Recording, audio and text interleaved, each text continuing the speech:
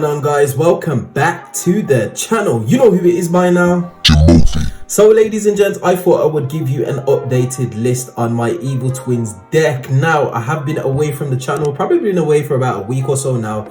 I think the last video I posted was the OTS championship that I attended, and hence the reason for this deck profile. So without wasting any more time, I'm going to get into the deck profile and explain why I've made a few changes. So starting us off with the Evil Twins, we're playing the same engine as previously. So triple live twin Kill as well as triple live twin Leela. This is your engine. You definitely need 3 of each.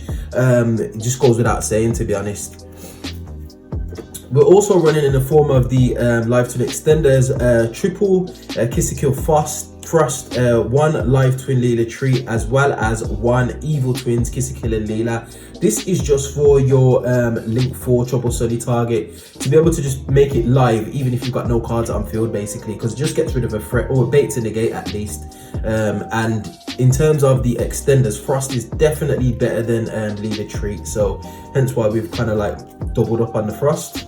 But that's it for the engine. So next up, we're playing a bunch of hand traps. We're actually running 3 Effect Veiler, 3 Ash Blossom and Joyous Spring, 3 Nibiru, as well as 3 Infinite Impermanence as our hand trap, so to speak.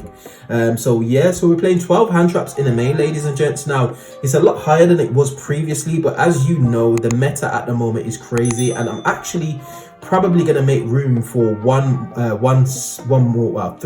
three of hand trap in the form of Ghost Ogre, just because of the Braves adventure token stuff just being absolutely everywhere, and this deck can actually run that many hand traps and just be fine to be able to just pop off and do what it needs to do. So definitely a interesting lineup to say the least. Now, the reason why I kind of changed it up, ladies and gents, is because at the championship, literally Brave token was everywhere, ladies and gents. I mean everywhere. Brave token, Phantom Knight, and of course this thing right here, Artifact Scythe. I don't understand why this card never got banned on the ban list. I believe that this is far worse than Protoss. Yes, Protoss is annoying, it's powerful, it can cause darks, but this just shuts off your extra deck regardless. Like, I got Scythe locked in the tournament probably about 3 times, which just amounted to me not being able to play the game, and with the amount of hand traps that I ran, I just didn't see any, or I didn't see enough to be able to just stop my opponent's turn, to stop them from bringing out the Scythe. DPEs everywhere, Scythes everywhere. It was a little bit annoying, and I was a little bit salty for a while, to be honest. I was kind of sulking about it just because the games that I did win, I think I went X3 in the tournament, and all 3 games I got Scythe locked and I just literally couldn't do anything. And I play enough main deck outs. I mean, well, as you can see in a moment, I play like Cosmic Cyclone, but let's continue the profile. I'll give my thoughts at the end. Triple secret password. This is your rota for Rota, which is just crazy. This is your actual Rota, Live Twins, Trouble Sunny, Snitch. 3 of, simple. Some people play 2 of this, but I like to play 3 just because of the number of hand traps we're running, which is Live Twin Home. Again, the deck can get stopped fairly easily because the plays are linear, but because you've got so many ways to get into your extenders and just how the nature of the deck works, it's very easy to kind of continue through hand traps. So definitely a 3 of, for me anyway. Next, for a new addition, we're playing Triple Crosser Out Designator.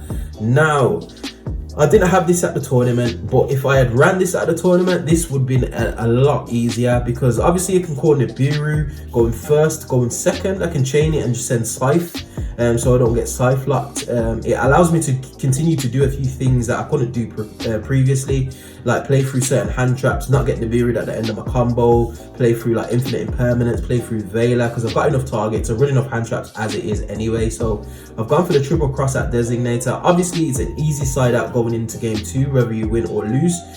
So I just decided to put this in. I'm going to test it just to see how it works, how it runs basically. So Triple Cross Out Designator. Another card that I'm still debating on whether I'm going to leave in or put into the side and change it out for some hand traps is Triple Tactics Talents. Fantastic card. When it goes off, this card can literally win you a game, especially if you've got extenders to be able to continue playing. Just ripping a card and just getting hand knowledge is just so invaluable in this game. So it is a bit of a weird one, especially with this deck. This deck will get stopped and they'll tend to go for your normal summon. So if they decide to like Gamma or like Veiler, for example, or whatever, you can just rip a card out of the hand. It's just, it's nice, but at times it can be a little bit bricky, especially in an established board state where your opponent's got like actual traps that could stop you from doing stuff. So again, it's up for contention, just needs a little bit of testing. Next, we're running double Cosmic Cyclone. Nothing really needs to be said. I like to main deck some back row removal. Phantom Knights are everywhere.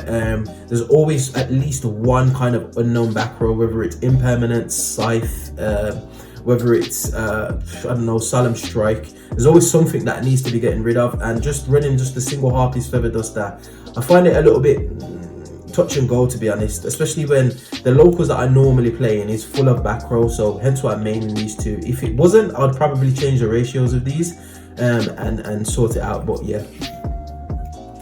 And then for the power one, I was running Core Body Grave, Mind Control, and Monster Reborn. Mind Control is just a bait negate, basically, going second, just in case I lose die roll. I've got enough hand traps to be able to kind of like allow me to play against a weakened board, but Mind Control just kind of like just does stuff. So yeah, especially if you take their Appaloosa.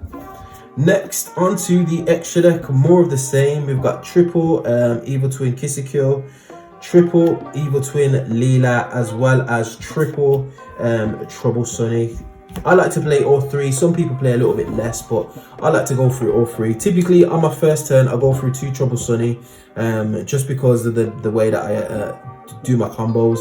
And then I've got the other Trouble Sunny in the extra deck to go into, just in case I get into a grind game. And the Monster Reborn definitely helps out with the Trouble Sunny, especially if you got a graveyard loaded with Evil Twin monsters. So I like to run the 3 Trouble Sunny for that reason, and the 3 Evil Twin monsters. Also, I still run the Zeus package, so Zeus, Sky Cavalry, as well as Downed Magician. Nothing needs to be said about that, just pretty much bug standard, to be honest. And then we run the 1 Artifact Dagda, the Underworld Goddess, as well as the Nightmare Unicorn. Now I'm not going to show you my side deck, ladies and gents, because I'm still actually kind of like determined what I should be putting in there. Now if you noticed, I used to run Baguska in the extra deck, which was a little bit of an FTK, especially against some certain decks. If they're not playing Link Monsters, for example, they're in a bit of a pickle. They can't really do much, to be honest, and Baguska just can stall out the game, and it can allow me to just basically combo off on my turn when it comes back around to my turn. But I've taken Baguska out, as well as the 2 Parallel Exceeds, and I've just gone for the Artifact Dagda. I've left Nightmare Unicorn in. This could potentially be Nightmare Phoenix, but I think Unicorn's got just a little bit more utility, and obviously Underworld Goddess is just out those like towers type monsters, like, I don't know, Cybers at Arrival at Ignista. But yeah, ladies and gents, like I said, the OTS tournament was it was interesting. I played just meta all day, Brave PK based, Dragon Link. It was just you name it. It was crazy. It was a good time. It was just the Scythe luck which really frustrated me, so I had to come back to the drawing board and kind of just think of a way just to defeat it. And like somebody said at the tournament, if you can't beat them, join them. I don't particularly like playing the Scythe luck, just because I don't find it that fun or that interactive. But if you want to win games, you have to be prepared to do things that aren't necessarily I don't know, as enjoyable, so to speak. So the Scythe luck in itself is just, it's too much of a power play not to include it, hence why you're seeing it so much in the meta. And like I said, if you can't beat them, join them. I actually was considering playing Flunderies, so I'm actually going to attend a couple of locals coming up, so we'll see how that goes. I'm definitely going to take Evil Twins to one, and then maybe just an off meta random rogue deck to the other one, just to be able to like play and just be able to not worry about Scythe. So yeah, ladies and gents, but anyway, that is the deck profile. If you've got any comments, if you've got anything that I need to add, or if you've got any thoughts or ideas or theories on the deck, definitely get at me in that comment section below. And we find ourselves at the end of another video. If you did like this content, you know what to do by now. Hit that like button, share, subscribe, all of that beautiful good stuff, and I would definitely see you guys in the next video. Hope you enjoyed. Peace.